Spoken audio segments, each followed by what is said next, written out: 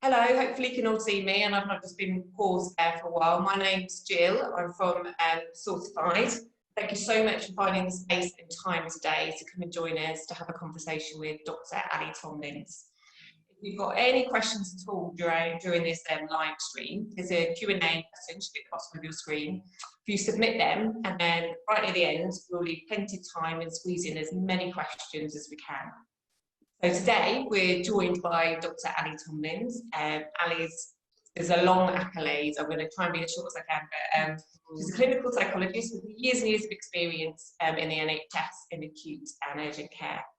And in private practice alongside a lecturer at Surrey University and an executive coach specialising in psychotherapy-based techniques, and also award-winning for mental health and patient safety services. I was really grateful to meet Ali during those times of her award-winning services, where she designed loads of psychology-led services for people affected by dementia across South West. So while we're here today, Ali's going to draw on her clinical expertise and her passion for positive conversations. And we're going to talk a little bit about some insights and tips on the most common and really often difficult daily conversations that are experienced during the dementia journey. More importantly, we're going to talk about how to find and have positive conversations now and in the future. So I'm going to hand you over to Ali. Hopefully you can see her. We've had a little bit of technical difficulty, so it might be me and Ali popping up in the side boxes, but please bear with us. So welcome, Ali. Thank you. Gosh, that's a high pedestal to fall from, Jill. Thanks for the intro. I hope everyone can see my screen. So, hello, welcome everybody. I can't see anyone or myself, so hopefully you can see a presentation that I've prepared for you today. And I'm Dr. Ali Tomlins. I'm a clinical psychologist. I've had many years of experience leading psychology services for people with dementia and their families. I'm really passionate. I'm a really passionate advocate, actually, of even though one person in a family is diagnosed with dementia, it is a whole family system that lives with that diagnosis and the illness and the impacts of it. And so it's really important to think psychologically and systemically about how we have positive conversations and stimulating conversations when dementia is around. Conversations aren't always easy when a person has dementia, but there are things you can do that will make them easier. And this presentation is about how to have good conversations when dementia is around. In the early stages of dementia, conversation might not be a big issue. So the person may experience mild forgetfulness, or they may experience mild word finding difficulties, but really these don't get in the way of conversation and socializing too much. Unfortunately, as dementia progresses, conversation is likely to become more challenging, and the illness is associated with language, memory, and information processing impairments. And all these things will make it necessary for the person with dementia and their loved ones to adjust their lifelong ways of communicating with each other. Right, I'm going to try and, oh, it works. Okay, so when we talk about dementia, it's really important to acknowledge that dementia is really an umbrella term for many disorders that impact on cognitive function. And you can see from the slide, you know, some of the different dementia diagnoses that exist. It's really important to separate the person from the diagnosis. So, for example, rather than saying he can't concentrate, it's more about saying dementia's getting in the way of his usual concentration. And in this way, some of the frustrations around communication can be depersonalized. Word finding difficulties are often an early sign that dementia is affecting a person's ability to communicate. We've all experienced tip of the tongue phenomena and how frustrating that is. And for the person with dementia, as the illness progresses, this can become a regular occurrence. An early sign that dementia is affecting a person's ability to communicate can be when they start having word finding difficulties. Difficulties in language really occur in all forms of dementia, but the particular problems experienced by a person will really vary from person to person, depending on the type of dementia they have and the level of disability. So, for example, in frontotemporal dementia, often verbal abilities can be the first symptom that a person develops, whereas in some types of vascular dementia, language abilities may be relatively preserved for a while. Most people with language skills, most people's language skills will vary from day to day and from time to time. So having good conversations can be about making the most of good days and learning how to cope with the not so good days. Dementia also affects a person's cognitive abilities. So this means a person with dementia might have a slower speed of processing thought, or they might not be able to understand complex ideas like before. And this can also affect their ability to communicate in conversation. It is common for people with dementia to take longer to process their thoughts and to work out how to respond to what's being said. Sometimes people with dementia also find it hard to read facial expressions or other non-verbal elements in conversation that help things flow easily. It's really important that when a person experiences conversational difficulties in dementia, it's not just attributed to their dementia. So there are other factors that affect a person with dementia's ability to communicate, and these include pain, discomfort, illness, or medication side effects. And it's really important that these get checked and ruled out by a GP if you suspect that actually someone's communication difficulties are caused by something else. It's also really important to get the basics right. So to make sure that the person with dementia, their glasses are the correct prescription, their hearing aids are working properly, their dentures fit them and they're comfortable. Common communication difficulties that are experienced really early on in somebody's dementia arc include word finding difficulties, repeating yourself, talking around a subject without really being able to focus specifically on things. It's really common for people to be aware of their difficulties and either be in denial of it or really embarrassed by them. People with dementia early on can also have problems inferring things. As the illness progresses, these difficulties move on to mild to moderate difficulties in understanding language, using words that don't make any sense because the person with dementia's brain is finding it hard to find the right word for things. Their brain might replace the correct word with a word that doesn't make much sense in the conversation, so it can make sentences seem quite garbled sometimes. Repetition is really common. Sometimes people might be talking fluently, but the content of their conversation might not make much sense or be easy to follow. People might have difficulty keeping to the topic of one conversation. And as dementia progresses, in the later stages, somebody might lose the ability to communicate verbally. Regardless of what stage of dementia somebody is in, we all know from COVID more than ever how important human contact and conversation is for people. And regardless of what stage of dementia someone's in, having great conversations is a basic human need that everyone should have access to. So before beginning a conversation, I've used these pictures. I'm sure none of your houses look like the minimalist palace that is the first picture, or are as messy as the second one. But it's really to highlight to you paying attention to the environment that a conversation might take place in. So make sure you're in a good place to talk. Is it quiet? Does it have good lighting? There shouldn't be somewhere with too many distractions. So for example, turn the radio off in the background, or is there TV on in the background? Get the person's full attention before you start talking. And this can be about also positioning yourself where the person can see you as clearly as possible. So is your face well lit? Are you at the same level as the person? I think you should always try and be at the same level or slightly below their eye level, so it doesn't look like you're standing over and domineering someone.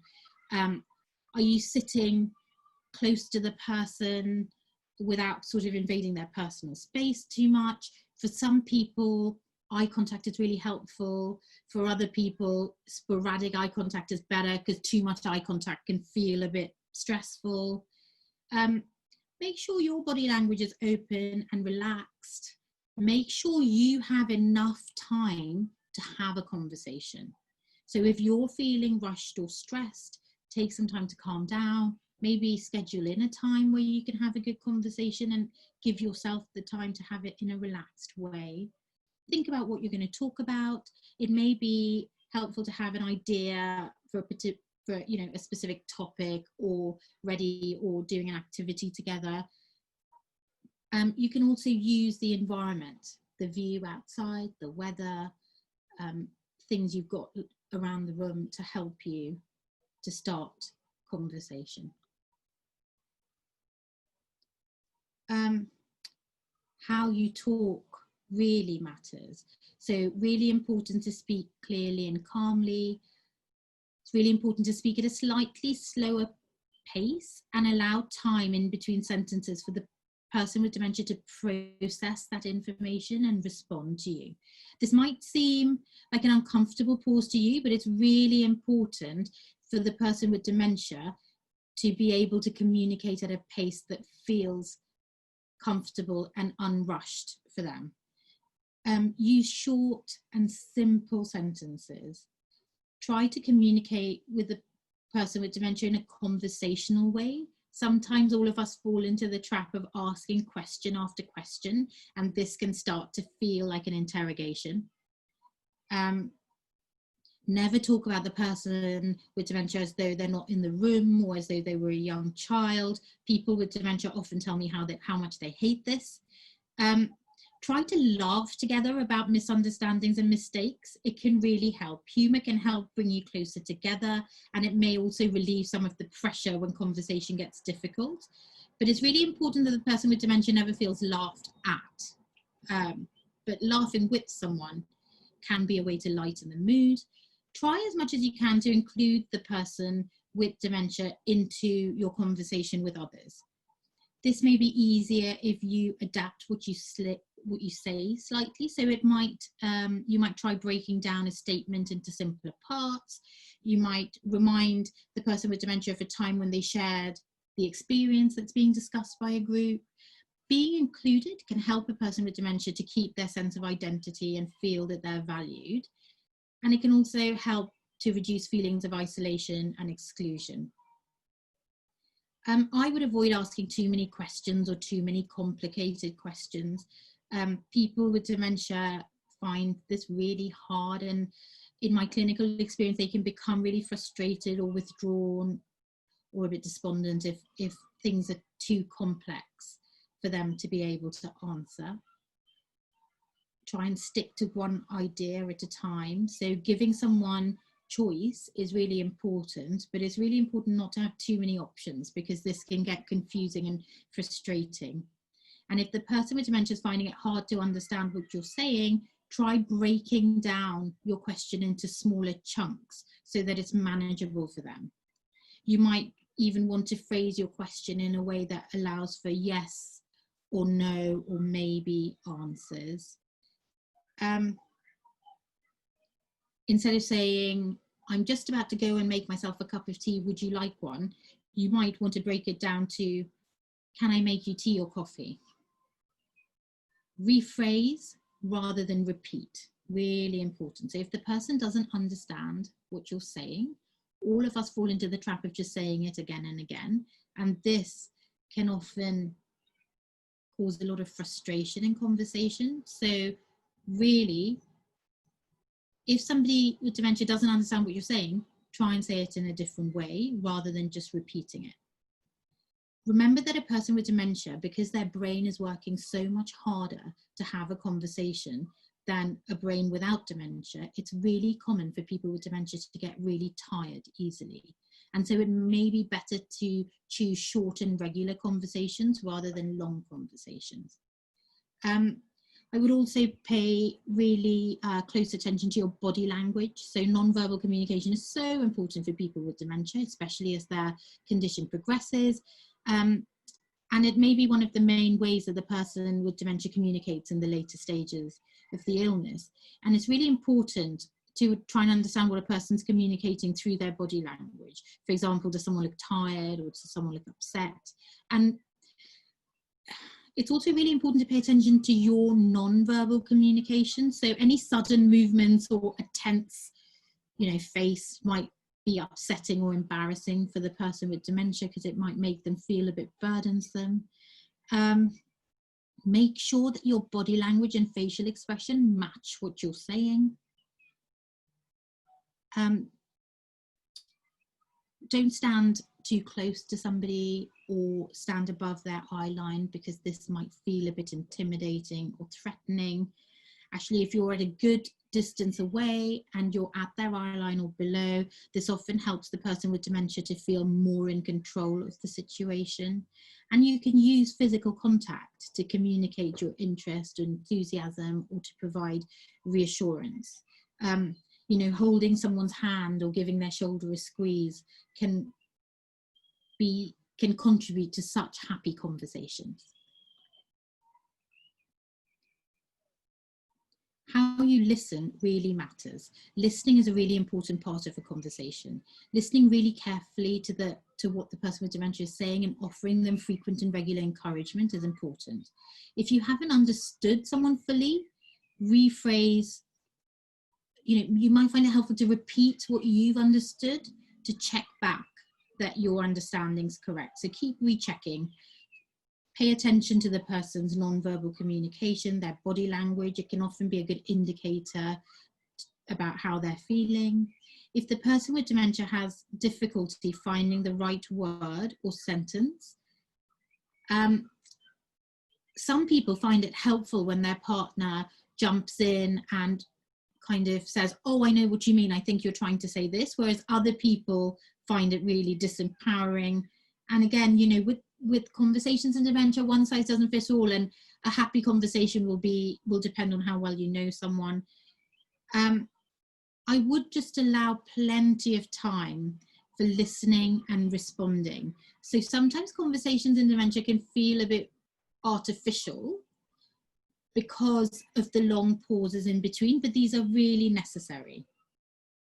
When we have conversations without dementia around, actually, we have conversations with a lot of interruptions. So we often go, oh yeah, I had that. Or, there are lots of interrupting statements. Try as much as you can to catch these and not interrupt the person with dementia when they're speaking, because their brain is often working overtime to respond to the question that you've asked them. And don't dismiss a person's worries. Sometimes the best thing to do is just listen and show you're there without feeling too much pressure to have a solution to things.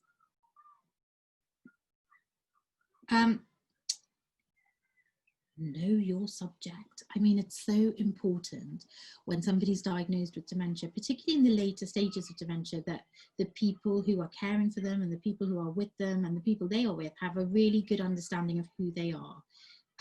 I, as a psychologist, love doing life story work. Life story work is really about documenting a person's life and preferences while they still have their memories intact, and can, it's a great thing to do together as a way of planning for the future. They really involve focusing on a person's past and bringing their history to life, focusing on strong social and cultural events that are of personal significance to a person. And this can help other people to connect to the person with dementia, even when verbal communication becomes a bit of a difficulty. There isn't a right or wrong format for life story work. You can divide a life story into the decades of someone's life. I've seen it done when people divide someone's life into themes like education or jobs. In my opinion, it's much better to divide it into decades, because one of the ways that I have conversations with people with dementia, particularly in the later stages of dementia, is I ask them how old they are. And when they tell me they're in their 20s, for example, then I will know from their life story what type of conversation would be best to have with them. And as part of the life story work, it's helpful to write down about the person with dementia, their preferences and their personality. For example, how social are they? Are they the type of person who are social butterflies, or are they the type of person who are more likely to have a few close, good friends? When was the last time they lived with other people? This is particularly important during care home transitions or when introducing carers into everyday life. Are they someone who enjoyed small talk? How do they deal with asking for help or when they struggle with things? How do they show happiness or frustration? What was their experience of being cared for like? This is particularly important as evidence suggests that as the diagnosis of dementia progresses and people increasingly need support, it commonly triggers feelings of being cared for in the past. So for people who've had a negative experience of being cared for or looked after, these can often resurface in later life when dependency issues come into the mix. Oh, my slideshow has ended. So, some closing tips. Stop screen share, I guess. Some closing tips. What I would say is conversations, great conversations in dementia are possible at every stage of somebody's dementia journey. It's really important not to just pay attention to the words someone's using, but also the emotion that they're talking with. And sometimes when the words get a bit jumbled or don't make much sense, it's more important to respond to people's emotions and not their words. So, for example, someone might be saying something that doesn't make much sense, but they might seem really upset.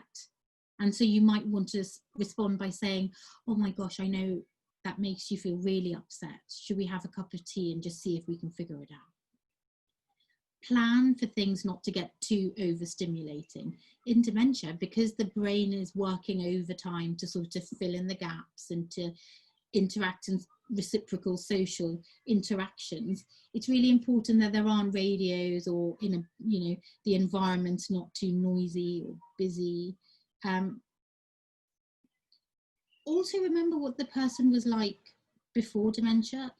Are you likely to meet somebody who's always pushed this person's buttons that they never enjoyed having lunch with anyway? They're likely to get more grouchy in that case if they can't communicate in their normal way. Were birthdays always a stressful time for the person, even pre-dementia? As carers, and I don't know kind of the mix of people with dementia and people who don't have dementia but live with someone with dementia that I'm talking to, but I would really say it's so important to look after yourself. It's the cornerstone of having great conversations. When someone has dementia, it falls on the person without dementia often to take a lead in conversations, and this isn't always easy. If you're doing that, please make sure that you have people you can talk to, look after your own health. If you're stressed, you're likely to have a shorter fuse. Your old ways of socializing can absolutely continue, but it just might continue in a different way to what you're used to doing. The other thing I would say is just treat yourself and the person with dementia with a lot of compassion. It's okay to find things hard. If you didn't find living with dementia hard, there would be something really wrong with you. That would be really weird. It is perfectly normal and really okay to find things hard and really hard from time to time. Finding ways of cheering yourself up is really important. Don't expect too much from yourself in what's an already difficult time. You're going to get things wrong sometimes because, in dementia care, because it affects everybody differently, it is all about trial and error. So don't feel bad to try something. If it doesn't work, don't worry. There'll be another solution. And finally, before I stop going on and on, in my years of working with people with dementia, a lot of the time, dementia services talk about carer burden and carer strain, and carers often say to me, nobody talks about the good things that dementia brings into our lives. And it might not be few, it might not be lots of good things, but there are some good things. And dementia carers tell me that dementia can introduce new ways of interacting with their partners. So for example, it might bring more physical affection or comfort into the relationship. People find that they sometimes have opportunities to laugh at each other more because the illness makes people do, you know, kind of shows itself in predictable and unpredictable ways. It may introduce a more relaxed pace around being together. And for the person without dementia, if you were really shy and timid before, a lot of carers say this to me, a lot of carers tell me it's made them a lot braver. They tackle social situations more bravely and they speak out more than they ever did before. And that was the skill that maybe they didn't have before dementia came into their lives. So positive conversations are a need for every single human being in the world. And they don't have to be verbal conversations. They can be non-verbal conversations. They can be through activity. They can be through just sitting together and being together and enjoying each other's company. Okay, thank you for listening to me. Ali, thanks a lot. What I'm going to do is, bear with me, I'm going to try and switch the camera view so everyone can see Ali, and then we're going to start asking some of the questions that are coming through. Please, at the bottom, there's some Q&A. If you want anything specific asking, it doesn't matter what it is. We're open to all questions. So I'm just going to try and get Ali on the screen. Do I have to start my video? Because it's, oh! There we go. It's working. It's all right, there's lots of people out there. Hello, hi. Hi. Okay, I'm going to start. I'm trying to keep an eye on the Q&A button as well. So please ignore me if I'm up and down. Okay, we had a couple of questions before the webinar, and they're COVID specific. So some of the conversations that are happening now as a result of the pandemic or people have experienced. Yeah. So one of the most common things that comes out is obviously trying to keep explaining why social distancing, why you can't go and see friends and family, and having that same conversation as why. Do you have any practical tips at all about handling that constant conversation of keep saying why? Oh my God, this is such a challenging one for everybody. No, I don't have a magic bullet for this, I'm afraid, but it'll be different for different people. So for example, sometimes the idea of COVID or a pandemic is a really complex idea to introduce to somebody who's already having cognitive impairment. So it might be that you avoid the pandemic altogether, and you might say, we can't do it today because that person's busy. You might want to blame it on the summer holidays. For example, you know, a lot of people have gone away for the summer holidays, maybe shops are shut for the summer holidays, so you might want to blame it on the summer holidays. You might want to say something really simple. And again, some people might find this patronizing. So, you know, but you might want to say something really simple like, there's a flu-like bug going around and the government's told us that we need to stand 2 meters apart for now until they find a vaccine. And most people know what flu is. So that might be an easier way of navigating kind of those explanations. So talking about it like there's an unknown flu that we don't have a vaccine for yet, and we don't want to catch it. So this is the doctor's advice. Can't hear you. I've done it. Even though I have a note here that says mute and mute, I didn't do it. And I said that leads really nicely into having that conversation with a stranger. So if you've prepared with your other half about, you know, how you're going to keep answering the why, then what a stranger's reaction to somebody not understanding, and when somebody gets a bit too close, and some of the negative connotations that come out of that. How do you have any suggestions how you could handle that kind of scenario? I think that's a really good question, and it really depends on the scenario. So some people with dementia are really happy to say, I'm sorry, I've got dementia, I don't really understand, you know, I got mixed up.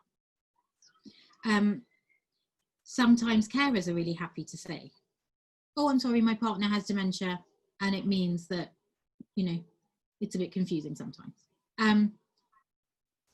We didn't, you know, it's nothing intentional. So that might be the case. Some people might not want their diagnosis known by public or not talked about, in which case sometimes it just might be easiest to just take it on the chin, apologise, walk away. You know, dementia is unpredictable, COVID is unpredictable, people are unpredictable, and sometimes embarrassing things will happen. And so just don't be hard on yourself if embarrassing things happen. Just, you know, sometimes you might just need to say, oh, I'm so sorry, and just move away. You don't even need to give a reason. So you're saying, like, with practice that gets a little bit easier if you just keep practicing that kind of scenario? Yeah, and you know what? I think a lot of people will have already encountered this ability before in their lives. So if I'm thinking of parents, you will have had an experience of explaining why your terrible two has done something embarrassing in public. Or when, I don't know, for some people when they go to university, or when they've been drunk and they've behaved in an embarrassing way in public, you know, we've all encountered a situation in some way or the other that has made us, that has put us in the position where we need to explain someone's behaviour to strangers. What's worked in the past? What's worked for you in the past? What, sometimes it's best to say sorry. Sometimes it's best just to say, to explain that someone has dementia. There isn't a right or wrong. Sometimes it's okay to feel mortified and just walk away as quickly as you can. And don't let it ruin your day, because actually everyone is new to living with dementia. And the thing about dementia, because it's progressive, is the illness keeps changing and the impact it has on someone keeps changing. And so you're never going to feel constantly in control of how to respond or what, or kind of, you're never going to be able to fully control a social situation. Yeah. And then this is just the one last one on sort of the COVID thing, and it's to do with Zoom. You know, I've had enough difficulty with this today and enough stress. Obviously, can you froze there? Can you hear me? Yeah, can you Sorry. Just froze there for a minute. I shall not move. It's like my phone signal.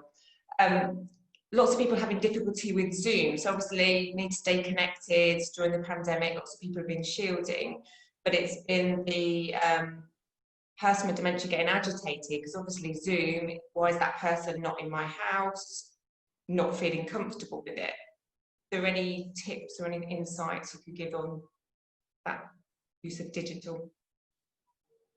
I mean, it's such a fascinating question, isn't it? Because do you have to even use Zoom? Is it all right to have a phone call if that's what a person's used to, if that's how they're used to keeping in contact with someone? I think the other thing about Zoom calls is it actually takes a lot of concentration to sit down, to look at someone's face, and to have a sustained conversation. It requires a lot of cognitive skill and a high cognitive load. And so actually it might just be explaining to family and relatives and loved ones that actually dementia is making it really hard to use that medium. When we talk, maybe the telephone's better, maybe an email would be better, maybe taking photos and sending that through might be an easier way to keep in touch. Also, it's really common actually for people who live with dementia to notice that they have sort of good points of the day and not so good points of the day, or good days and bad days. And so I think, again, just paying attention to, if you're doing a Zoom call, when are you doing a Zoom call? Try and time it as much as possible to hit someone's, you know, good parts of the day. And also think of how many people you want on the Zoom call, because sometimes, again, that can be too stimulating to have lots and lots of people and lots of faces to scan and lots of people to respond to on Zoom. I think the other thing about Zoom is people don't know not to interrupt always. So you might think, so dementia makes it hard for people to know when someone's finished talking. And people find it hard to know when someone with dementia is finished talking, because sometimes they might leave long pauses in between what they're saying. And then Zoom becomes a really tough, it almost becomes quite hard to have a natural conversation on Zoom anyway. So, I mean, I wouldn't put too much pressure on yourself to use Zoom. If you have to use it for a doctor's appointment, or if you have to use it for something you can't get out of, I mean, try as much as possible to document it in an email, through pictures. If someone's finding Zoom difficult, a lot of people are used to using the phone, so that's always there too. So find some alternative ways that better match what the person feels comfortable with. Yeah. Okay, right, I'm going to read, there's a long question. Mum has late stages and I find it really hard to converse with her at the minute. She listens and tries to talk, but nothing makes sense. It was so much easier when I visited in the care home, because we used to sit down and hold hands and I'd know how she was feeling. I've tried on the phone and Skype, but find it very difficult as I don't want to upset her or make her agitated. That's kind of similar to what we were just talking about, but finding it hard to converse. So finding different ways, because this person can't see their mum in the care home at the moment. Oh, so heartbreaking. It's so heartbreaking. And I think, you know, doing Zoom under those circumstances can be really unsettling for somebody with dementia, particularly in sort of the late stages. I would send photos or record little voice messages and get the carers to play it for your mum when, I like that. Yeah, when she's having a good day, you know, or when she's having a good moment, or record like a video message. So rather than it being reciprocal, to say, actually, they couldn't be here, but they recorded something for you because they were thinking of you and they miss you and they love you. So, you know, just finding ways of letting your mum know that you're thinking of her without necessarily having a Zoom conversation. Okay, and then back to the shop scenario, would you recommend that people wear the sunflower lanyard when they're out to identify others in shops? What's your view on that? My view is that most people don't know what the sunflower lanyard is. So, I mean, if you're wearing it and you understand, you get someone that knows what it is, I mean, wowee, that's a stroke of luck. Most people don't really know what it is. And so, I don't know. I mean, I think it really depends on individual preferences. Some people don't want anyone to know that they have dementia. Other people are quite happy to say, you know, sorry, my partner has dementia. So, but with shops, I'd really time it, especially at the moment with the queues and the disinfecting and the mask wearing and all of that stuff. Do you have to go to the shops together? Can you time it at a time when the shops are likely to be as empty as possible, less busy times? Is there a way you can let the sort of shop assistants know, you know, remember in a shop you can leave at any time. So if it starts getting difficult or confusing, just leave. Yeah. Don't put up with anything that's making you feel stressed. It's really confusing because the chat's coming up. So I'm listening intently, but I was also trying to get the next question. Right. Okay. I'm constantly answering the same questions and I'm so exhausted by the late afternoon. Are there any ways I can help myself managing answering repetitive questions? Yes. So many things that you might want to try. Again, it's suck it and see. Some of this might work, some of it might not. You might want to get a whiteboard where you write down the answer. And so when somebody's asking the question, you can go, look at the board. I mean, then you are saying, look at the board repetitively. So I don't know if that's going to help you, but some people have found it really helpful. For people who ask repetitive questions about the day or the date or the plan for the day, having sort of a calendar on the wall with really clearly what's happening. Some people with dementia find it hard to read, so using pictures of people to show kind of who's coming over or who you're going to see or that sort of thing. So you might want to use pictures or symbols if words are difficult.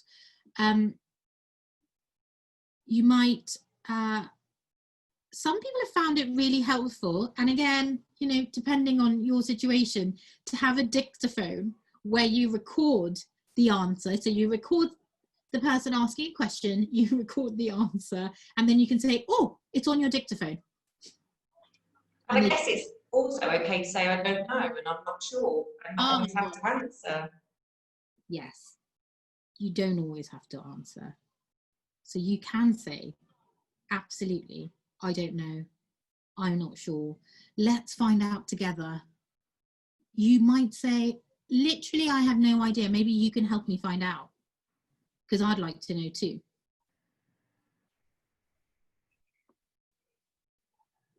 Sorry, I got distracted.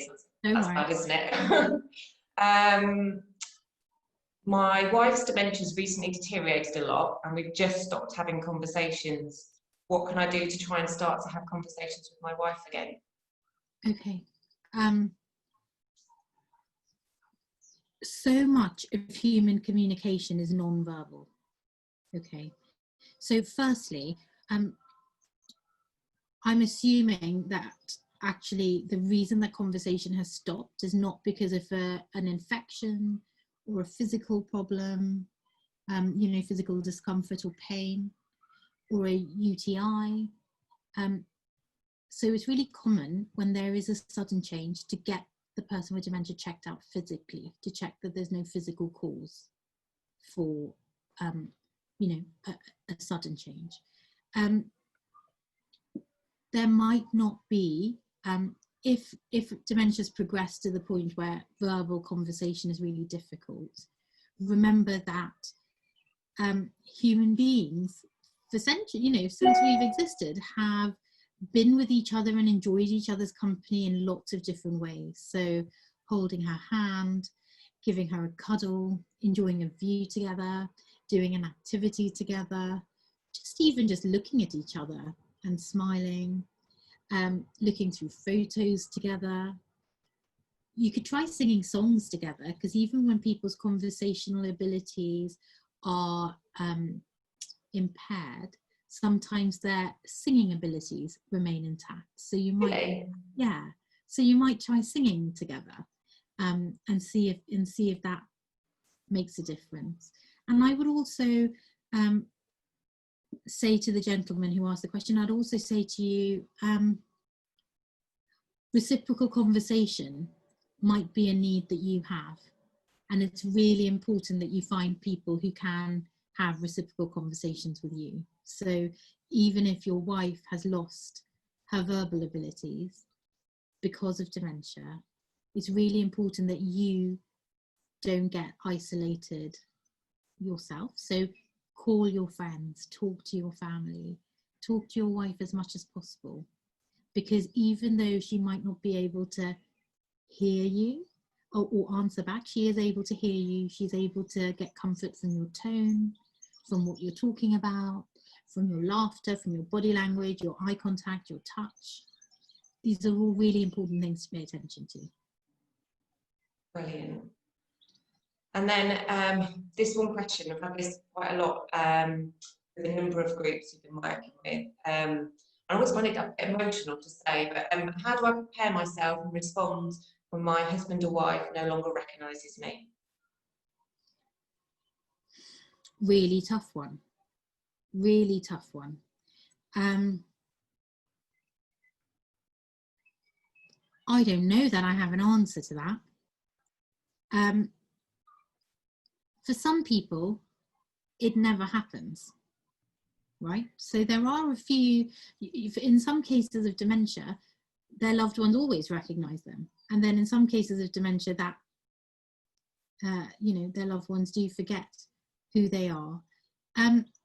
what I would say is, don't worry.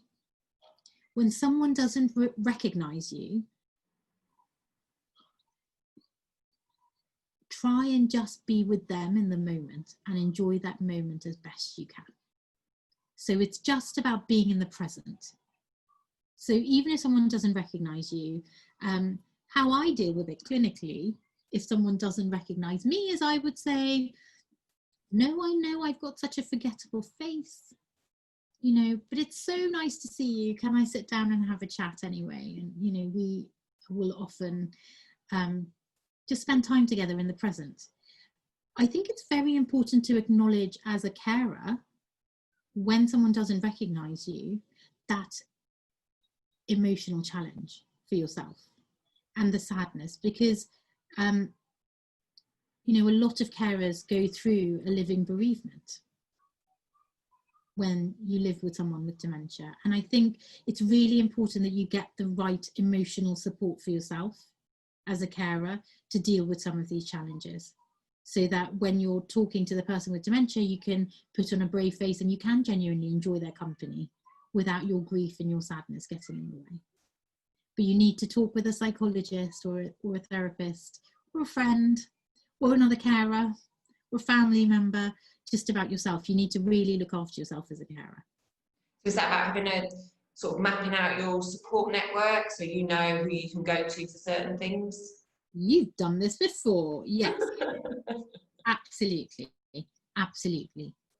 And if it's, you know, sometimes people don't feel comfortable to go to their families with these things, then actually go and see a psychologist. We're not very scary, we're really lovely, and we are able to help.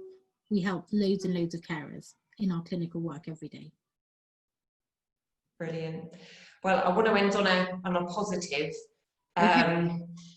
So I know we've talked about, you know, some bad days and good days. So there's any practical tips we can take forward from, you know, when you are capturing those good days and what you can do, so then you can remind yourself when it isn't so good? Any tips or? Do you mean like practical tips for what you do on good days, or how do you remind yourself of the good days when you're having bad days? Bit of both. Yeah, okay, really great question. So when someone's having a good day, firstly, it's really important to acknowledge that someone might have good days and bad days, right? Particularly with diagnoses around vascular dementia. It's really common for people to have good days and bad days. Generally, people with dementia, particularly kind of as the illness progresses, experience something called sundowning. I don't know how many people are familiar with it. So it makes sort of sunset quite a tricky time for people with dementia. So kind of mornings generally work quite well for most people. So again, map out. So when you're planning for good days and bad days, one of the things to notice is, are there any patterns to good days and bad days? Are there any times that seem better than other times? Bearing in mind that as the illness progresses, this is likely to change and you're likely to need to revise your plan, your care plan around it, okay? When you're having a good day, don't go wild and squeeze in everything because it's so nice to have a good day, because getting overstimulated can lead to a bad day or an elongated bad day from my clinical experience. So even on good days, it's really important to pick activities that are paced right. So if someone's having a good day, it doesn't mean that you do a whole day out in London and then go to a dinner party in the evening. It's too much. Yeah. On the good days, take as many photos as you can, record as many little videos as you can, take as many photos as you can. So when you're having a bad day, you've got some actual physical reminders of when you had a good day. Love it, yeah. Some people find it really helpful to, like, on a good day, maybe write a diary together. Some carers find it really helpful to keep a diary so they remember good days, because it's really easy when you're having a bad day to get despondent and to lose a bit of hope for the future. The other thing is, we all have good days and bad days, even when we don't have dementia. And so I think it's really important for carers to realise that you might also have good days and bad days. And is there a pattern for you?